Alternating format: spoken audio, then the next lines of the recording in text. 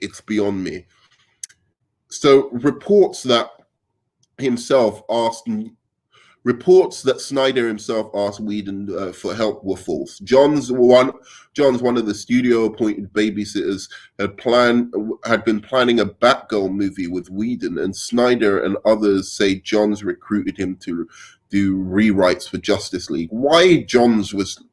I suppose he was trying to get Green Lantern out as well, and he was trying to do some good things, but with his shitty Wonder Woman 84 quality style scripts, I don't know what fucking those movies would have been.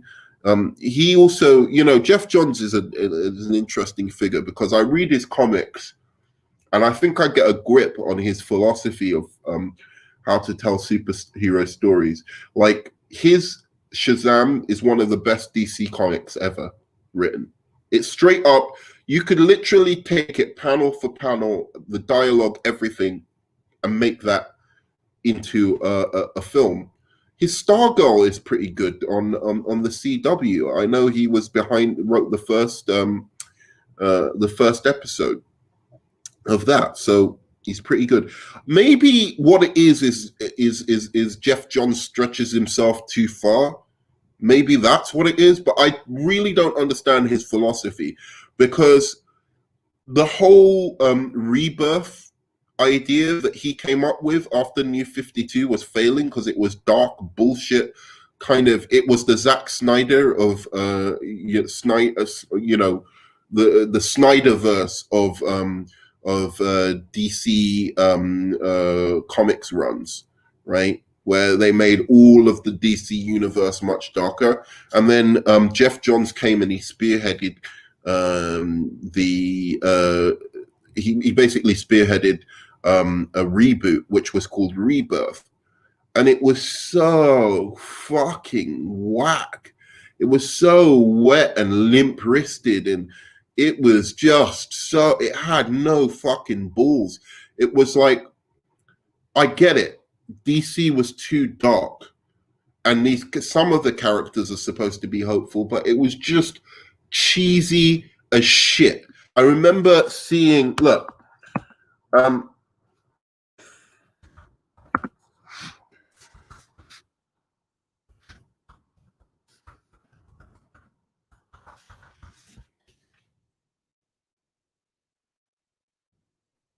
I just remember seeing the promotional posters. So it went from the dark, edgy, this kind of the dark, edgy, what my superheroes wear pants and don't have red trunks, and New 52, bullshit kind of dark versions of the characters, right? Which wasn't, there were some great things came out of New 52. Others were fucking complete bullshit. But then it went to Rebirth, and the Rebirth poster says everything about Jeff Johns and his thoughts toward. It's like he goes against his own writing. Even his own writing isn't so cheesy. Where does he get this idea that bright smiles on everybody and make them like these color? Look, woo! We went from dark to happy DC, and it's like happy, everyone's smiling, and even Batman's smiling, even though he's supposed to be a dark character. And look at all the joy and happiness on everyone's fucking face. So happy to be there. And it's just like, dude, even his best comics aren't like that. The Flashpoint isn't like that. I don't know why he thought it would be a good idea for DC. And that seems to be, he wanted to do DC Rebirth for the DCEU. That's what Jeff Johns wanted to do. And it was just as dumb an idea as Zack Snyder's, because what DC Rebirth did was just make them one-dimensional cartoons. And if you want to see cartoon versions of the Justice League, you can watch that animated cartoon, the Justice League animated cartoon. You can watch Batman you know, The Brave and the Bold. There's plenty of fucking cartoons. The reason we go and see films is because we want those cartoon characters to come to life, to be more real, more realistic, more three-dimensional. That's why we go to movies. We don't go to movies to just see them as cartoons. Edgelords versus fucking soccer mums, I swear. You know, it's either be a fucking edgelord or be a soccer mum. Is that our only two choices for the DCEU? So anyway, John's one of the studio-appointed babysitters, gets Josh Whedon, and Snyder and others say John's recruited him to do rewrites on Justice League.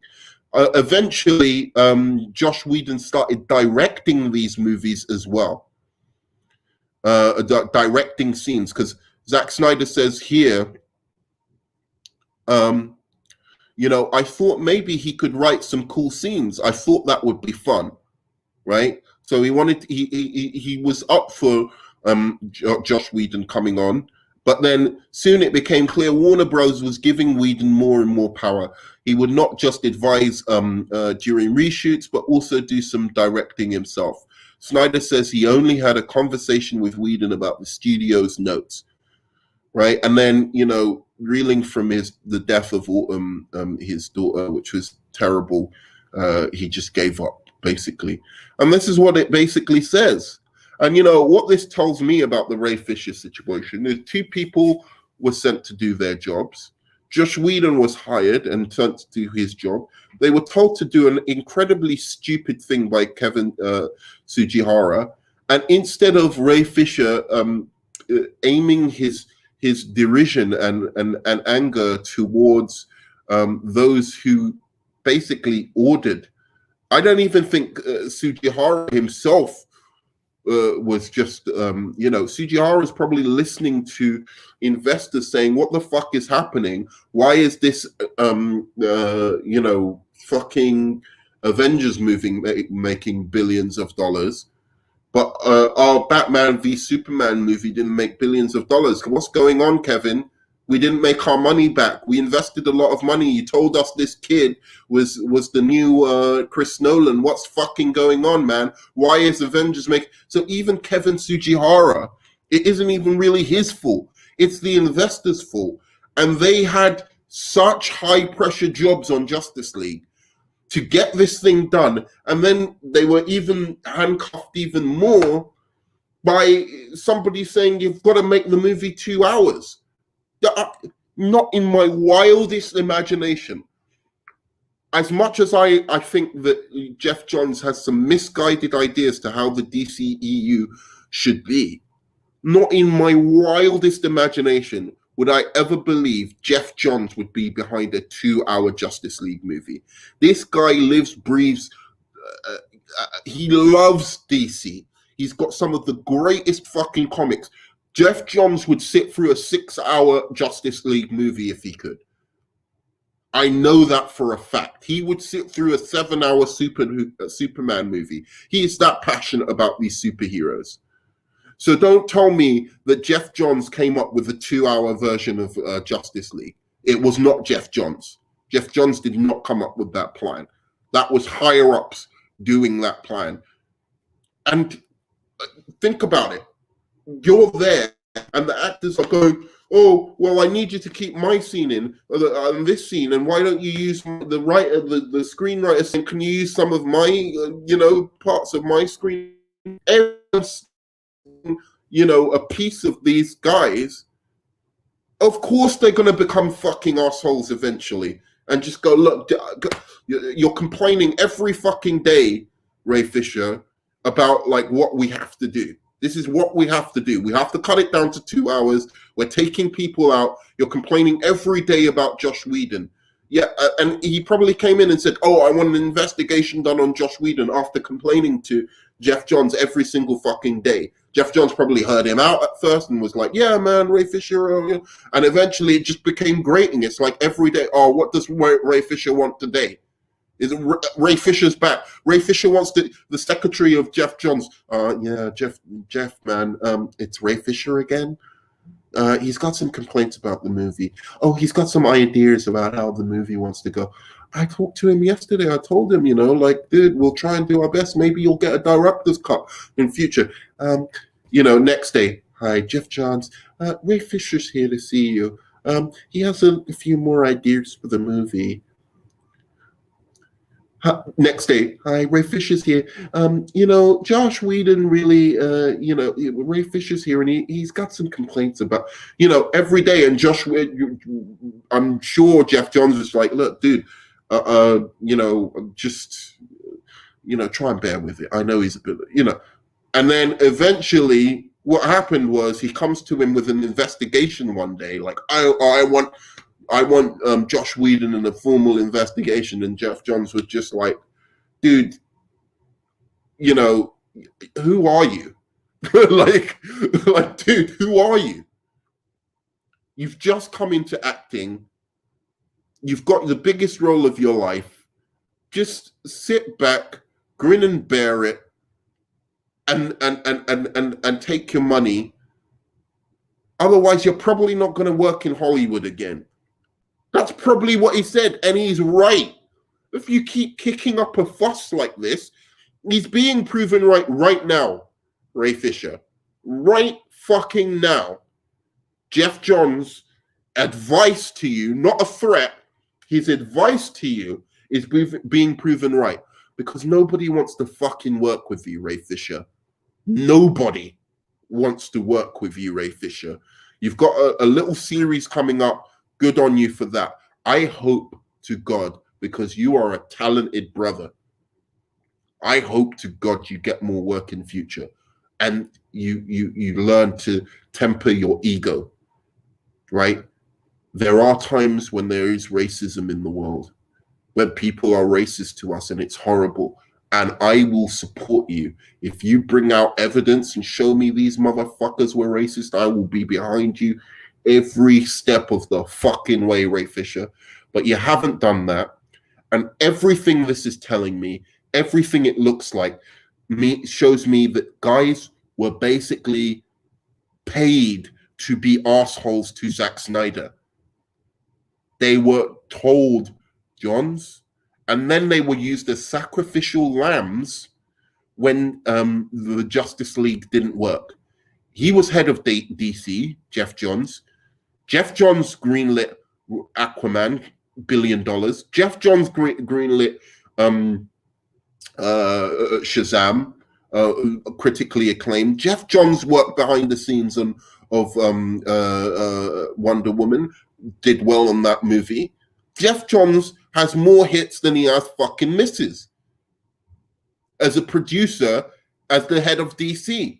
Yet he was used as a sacrificial lamb to say, nah, you're not working here anymore. Why?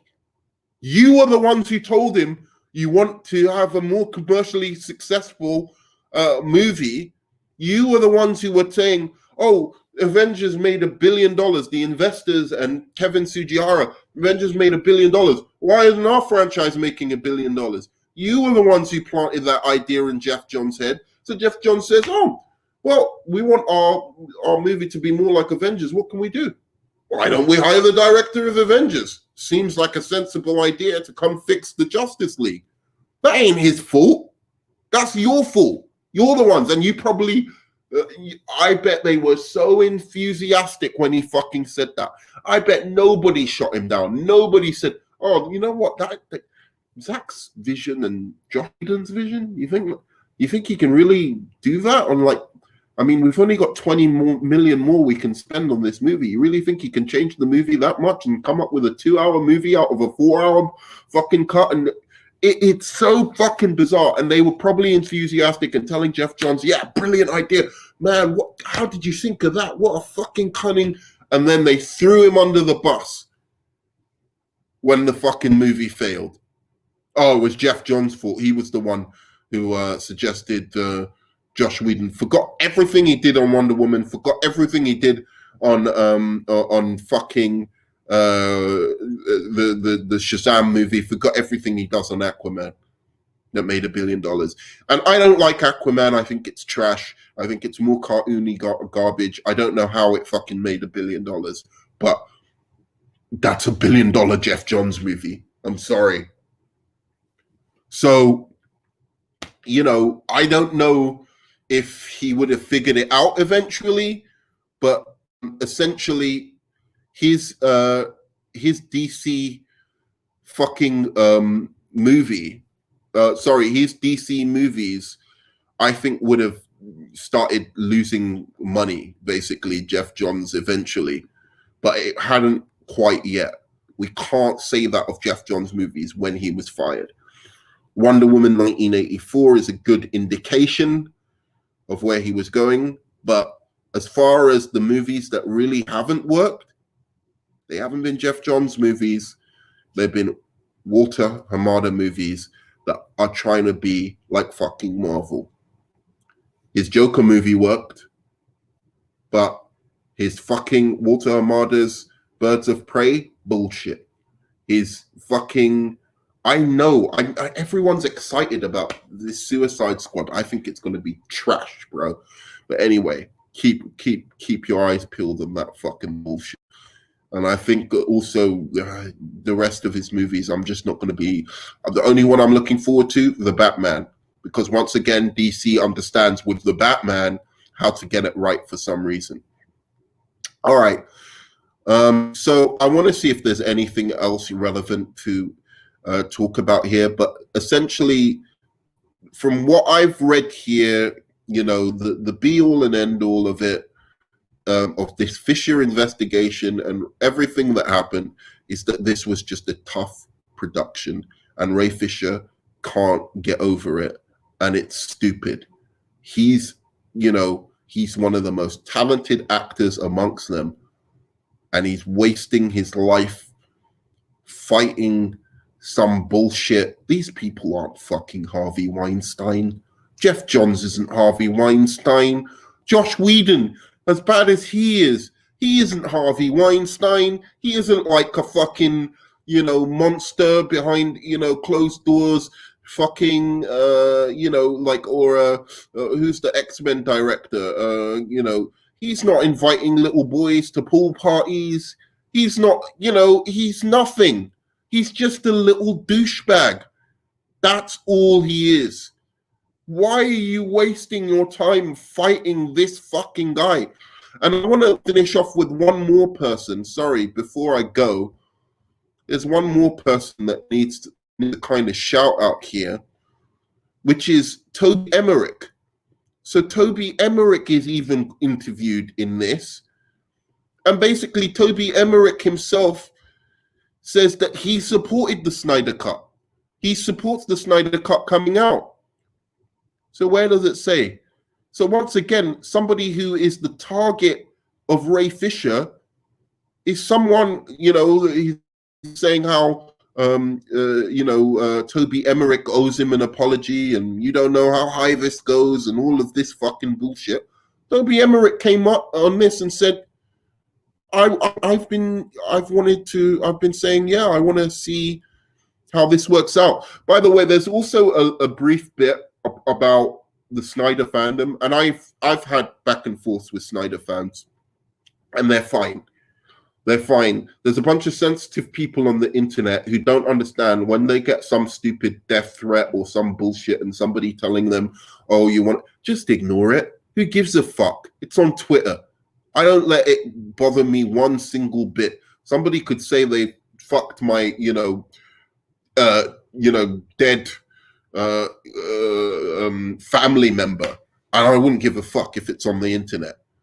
If it's somebody who doesn't know me and is just a troll. So there's been a lot going on about like the Snyder cult and them trolling people and and they did do some bad behavior when they were trying to get the Snyder Cut released.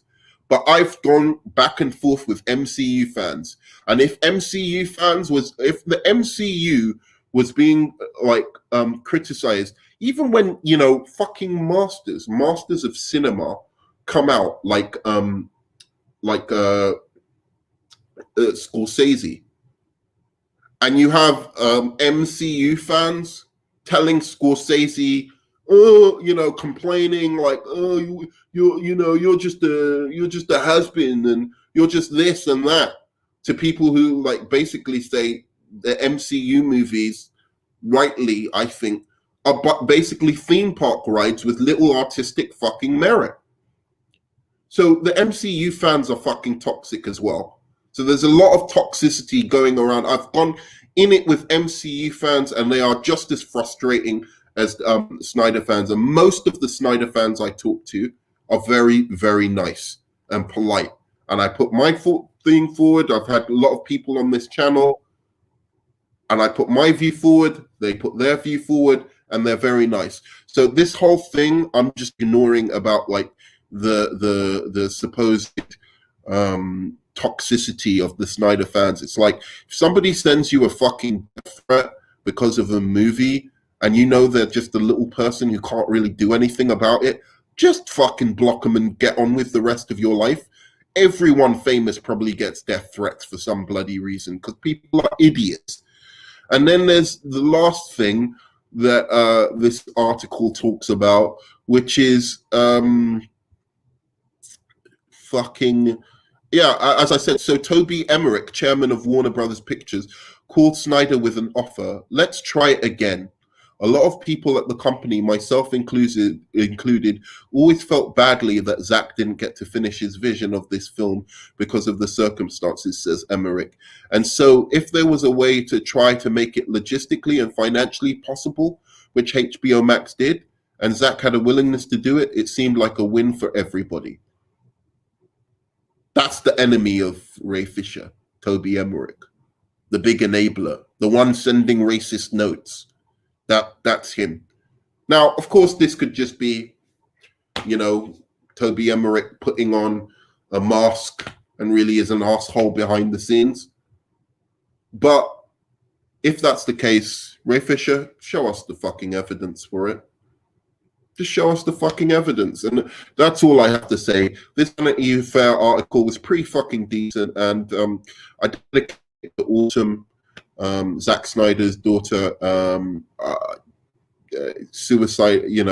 I'm going to do hopefully a video where I try and raise some kind of like a little bit of money for suicide prevention on my birthday and on Zack Snyder's birthday. And I will dedicate that video to Autumn because I was quite moved by what Zack Snyder had to say. And I'm sorry if I go off. I'm very passionate about these characters, but I don't really care. These are just movies. It's not like the be all and end all. If you love Man of Steel and you love BVS, I can absolutely see why. I understand why people love Man of Steel more than I understand why people love half of the MCU movies, to be quite honest. I just wish we could all support each other's movies. That Zack Snyder fans would support movies like Shazam, would support movies like Wonder Woman, won't try and say, oh, Zack Snyder was the one who wrote Wonder Woman, to try and get some kind of kudos. Support each other, support the DC universe, heal these fucking divisions. If Zack Snyder makes a good movie, I'm going to support it. But I will always tell the truth about what I think about fucking Zack Snyder. And don't call him fucking Zack Snyder. I will always tell the truth about how Zack Snyder, messed up those first few movies. And I'll always say, if he wasn't so pig-headed, he might just make the greatest superhero movie of all time. He nearly did that with Watchmen, to be quite frank. I think it probably is the greatest superhero movie I've seen. I like it a lot. But I actually, there's other ones, sorry. But it's one of them. It's up there, top 5. But he could make better. He could do better than that if he just fucking listened. But I want to go forward where Zack Snyder fans, we find a way of incorporating Zack Snyder into the DC universe without derailing and shitting on fucking characters like Superman who are cherished. That's what I want. And I think there's a way forward to do that. I've said it before. Get Snyder to fucking adapt. Elseworld comic graphic novels. That's my plan. I don't know about DC's. And then get somebody else to do a continuity universe is what I mean. But anyway, thanks. Do like, subscribe, and give me a thumbs up. Give me a high five there. And yeah, it was a really interesting article. I'd love to hear your comments on it, your views, and see you on the flip side. Love you 3,000 guys.